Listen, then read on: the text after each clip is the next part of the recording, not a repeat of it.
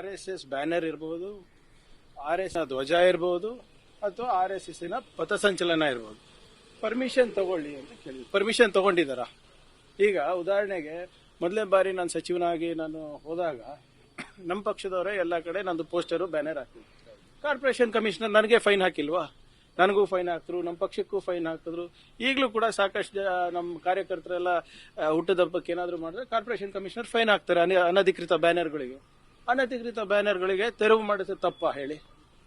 ಅದು ಯಾರ್ದೇ ಇರ್ಬೋದು, ಫೈನ್ ಹಾಕ್ಲಿ. ಈಗ ಯಾರು ಮಾಡಿದಾರಂತ ಗುರುತಿಸ್ತೀವಿ, ಅವ್ರಿಗೆ ಫೈನ್ ಹಾಕ್ತೀವಿ. ಪರ್ಮಿಷನ್ ತಗೊಂಡು ಹಾಕ್ಲಿ, ಶುಲ್ಕ ಕಟ್ಲಿ ಕಾರ್ಪೊರೇಷನ್ಗೆ ಅಥವಾ ಮುನ್ಸಿಪಾಲ್ಟಿಗೆ. ತಾವೇ ನಾನು ನಿಮ್ಮ ಹತ್ರ ಕೇಳ್ತಾ ಇದ್ದೀನಿ, ಶುಲ್ಕ ಕಟ್ಲಾರ್ದೆ ನೀವು ಹಾಕ್ತಿರ, ಇಸ್ ದಟ್ ಕರೆಕ್ಟ್ ಅಂತ? ಈಗ ಬಹಳಷ್ಟು ಕಡೆ ಅನಧಿಕೃತವಾಗಿ ಬಿಡ್ತಾರೆ, ಅದು ಮಾಡ್ತಾರೆ ಅಂತ ಹೇಳ್ಬೋದು. ಆ ಕಮಿಷನರ್ಗಳು ಜವಾಬ್ದಾರಿ ತಗೊಂಡು ಮಾಡಬೇಕು. There is a rule for it ಅಲ್ವಾ? ಹೌದು, ನಾವು ಅದೇ ಹೇಳ್ತಾ ಇರೋದಲ್ಲ.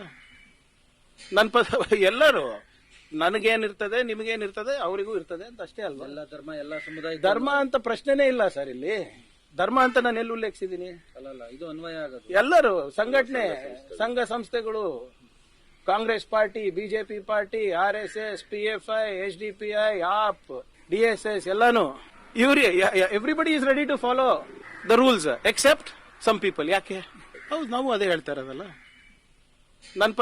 ಎಲ್ಲರೂ ನನಗೇನಿರ್ತದೆ, ನಿಮಗೇನಿರ್ತದೆ, ಅವರಿಗೂ ಇರ್ತದೆ ಅಂತ ಅಷ್ಟೇ ಅಲ್ವಾ? ಎಲ್ಲ ಧರ್ಮ, ಎಲ್ಲ ಸಮುದಾಯ. ಧರ್ಮ ಅಂತ ಪ್ರಶ್ನೆನೇ ಇಲ್ಲ ಸರ್ ಇಲ್ಲಿ.